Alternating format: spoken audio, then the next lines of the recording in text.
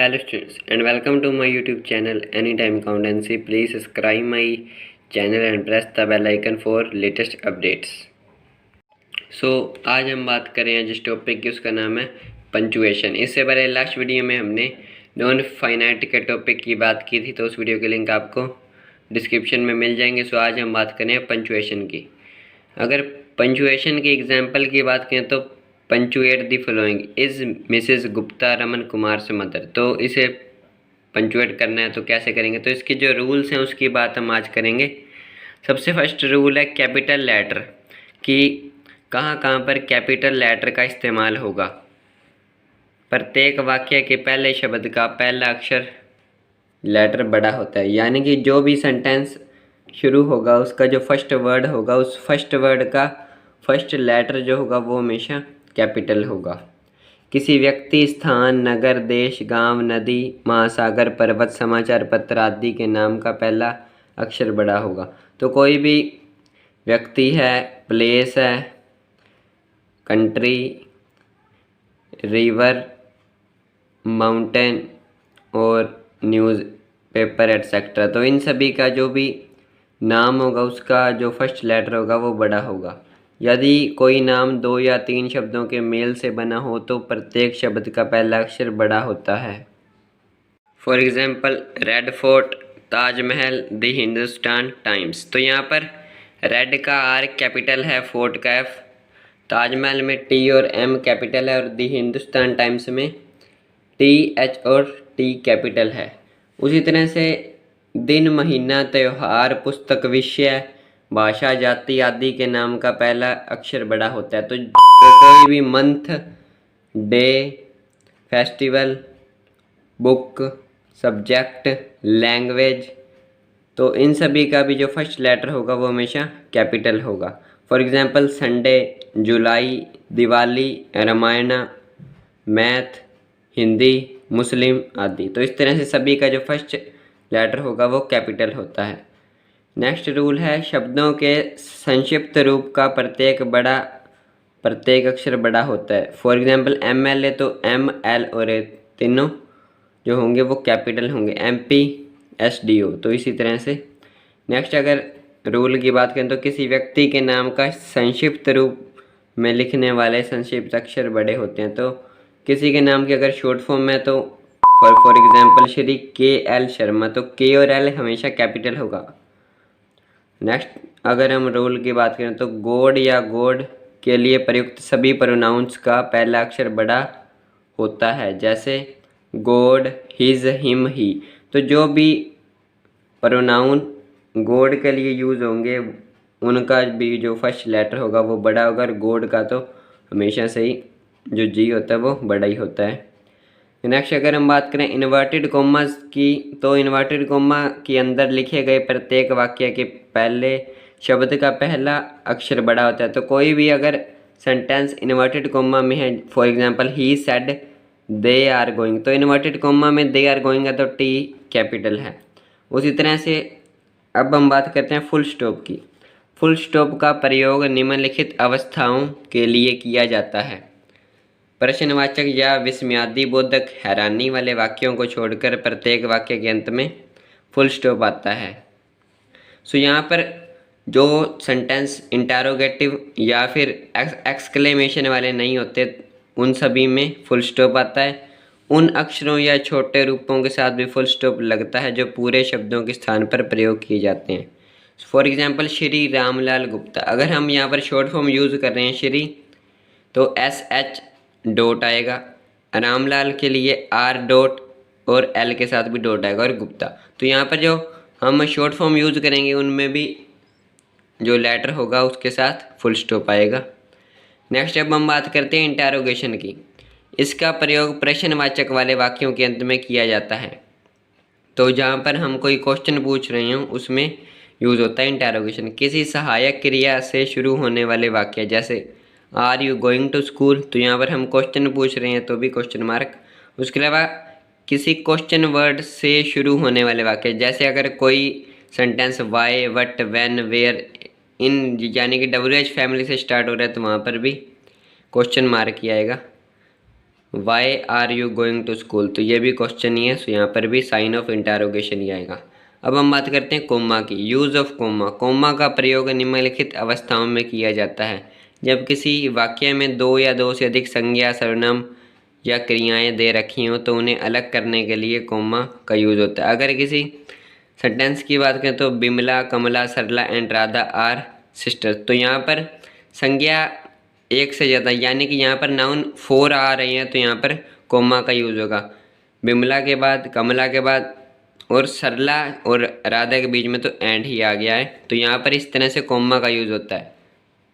उसी तरह से you, she, he and I R friends, तो यहाँ पर एक से ज़्यादा प्रोनाउन आ चुके हैं तो यू, शी और ही के बीच में कोमा आएगा।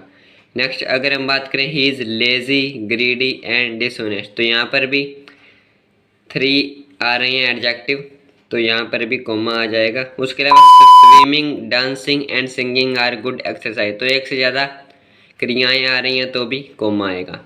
जब किसी व्यक्ति को उसके नाम से पुकार कर कुछ कहा जाए तो उसके नाम को शेष वाक्य से अलग करने के लिए कोमा का प्रयोग किया जाता है। जैसे Sohan come here, open the door Ram, तो यहाँ पर हम सोहन से यहाँ आने के लिए कह रहे हैं तो सोहन को बाकी वाक्य से, बाकी जो सेंटेंस है बचा है उससे अलग करना है तो कोमा का यूज़ होगा। उसके अलावा ओपन द डोर राम, दरवाज़ा खोलो राम, तो राम को यहाँ पर बाकी सेंटेंस से अलग करना है तो भी कोमा का यूज़ होगा।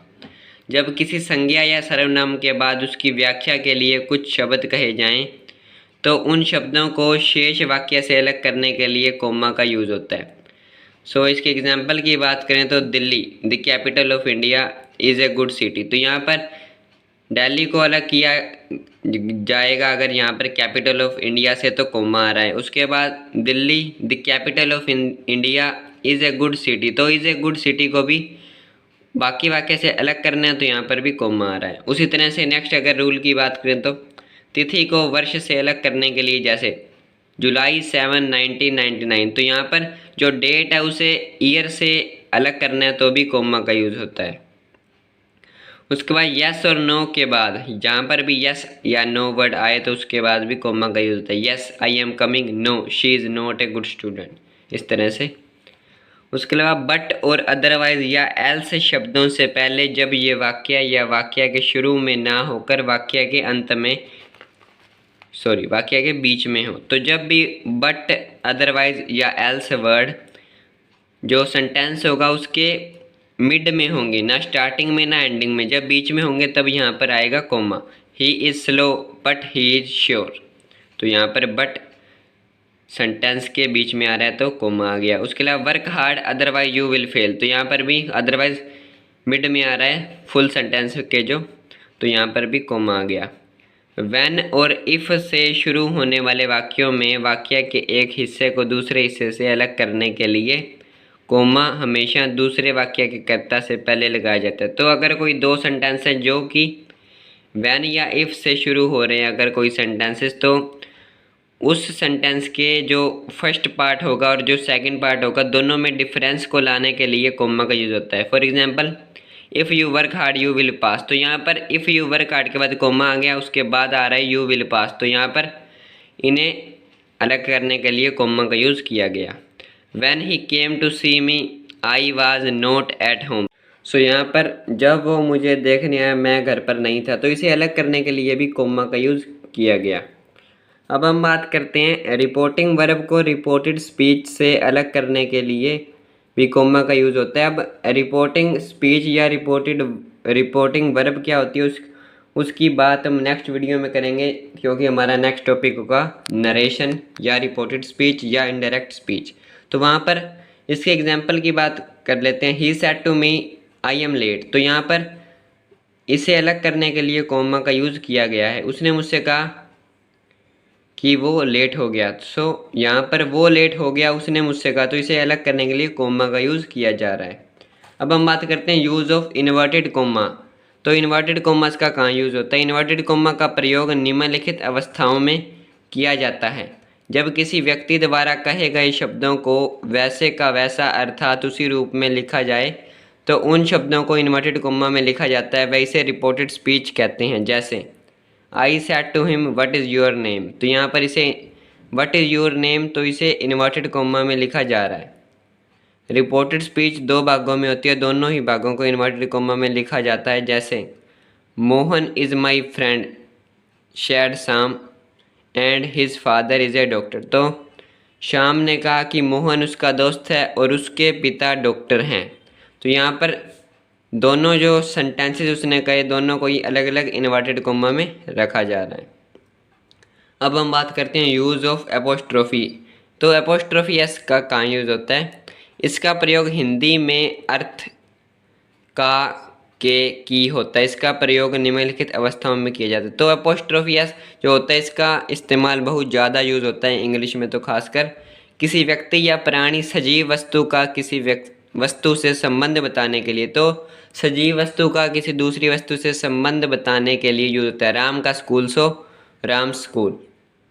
यदि व्यक्ति या प्राणी एक वचन है तो उसके नाम के पीछे उल्टा कोमा लगाकर एस लिख देते हैं। जैसे मोहन की पुस्तक सो मोहन्स बुक, तो एपोस्ट्रोफी और एस आ गया। यदि व्यक्ति प्राणी या संज्ञा बहुवचन में है तो उसके पीछे केवल उल्टा कोमा ही लगाया जाता है। जैसे लड़कों का स्कूल बॉयज स्कूल, तो यहाँ पर बॉयज तो पहले ही आ चुका है, सिर्फ उल्टा कोमा यानी कि एपोस्ट्रोफी एस ही आएगा। उसके अलावा शब्दों के संक्षिप्त रूप को बहुवचन बनाने के लिए MLA को अगर हमें लिखने MLA यानी कि उन्हें बहुवचन में सिंगुलर को प्लूरल में कन्वर्ट करना तो भी यूज़ होता है एपोस्ट्रोफी एस का। उसके अलावा किसी लुप्त अक्षर के स्थान पर भी इसका प्रयोग किया जाता है। जैसे कैन नॉट को हम लिख देते हैं कई बार कांट, डोंट लिखते हैं हम डू नॉट को डोंट, तो यहाँ पर डू नॉट, तो यहाँ पर जो डोंट है उसमें एपोस्ट्रोफी एस का यूज़ हो रहा है क्योंकि हम शॉर्ट फॉर्म में लिख रहे हैं और बाकी जो अक्षर हैं वो हाइड हो रहा है ओ। उसी तरह से हम कैन नॉट को भी कांट लिखते हैं। अब हम बात करते हैं यूज़ ऑफ एक्सक्लेमेशन। इसका प्रयोग निम्नलिखित अवस्थाओं में किया जाता है। अलास, हुर्रा, ब्रावो शब्दों के बाद। Hurrah we won the match, तो यहाँ पर साइन ऑफ एक्सक्लेमेशन आ रहा है हुर्रा के बाद। आई एम रूइन, तो यहाँ पर भी आ रहा है sign of exclamation. Alas my only son is dead, तो यहाँ पर अलास के बाद आ रहा है साइन एक्सक्लेमेशन का। उसके अलावा Bravo she has won the game, तो यहाँ पर भी आ रहा है साइन ऑफ एक्सक्लेमेशन। उसके अलावा इसके बाद कुछ सेंटेंसेज हैं प्रैक्टिस के लिए। Sita said Ram are you in, तो अगर इसके हम आंसर की बात करें तो Sita said Ram are you in, तो यहाँ पर सीता सेड के बाद आ रहा है कोमा, उसके बाद राम के बाद भी आ रहा है कोमा, उसके बाद जो सेंटेंस है आर यू इन तो वो इन्वर्टेड कोमा में आ रहा है। राम आर यू इन आ रहा है इन्वर्टेड कोमा में, उसके बाद आ रहा है क्वेश्चन मार्क क्योंकि ये क्वेश्चन पूछा जा रहा है।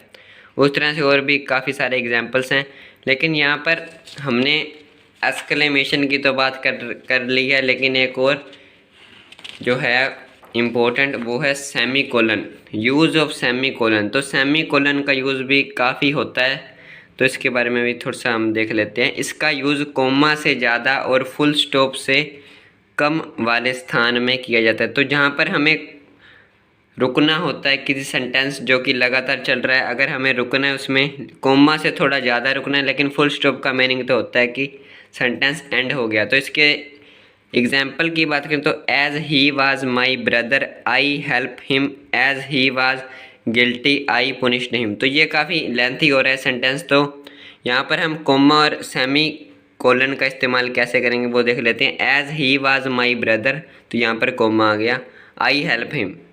उसके बाद सेमी कोलन आ रहा है क्योंकि यहाँ पर सेंटेंस थोड़ा सा चेंज हो रहा है। As he was guilty I punished him, तो यहाँ पर थोड़ा सा सेंटेंस भी चेंज हो रहा है बीच में से।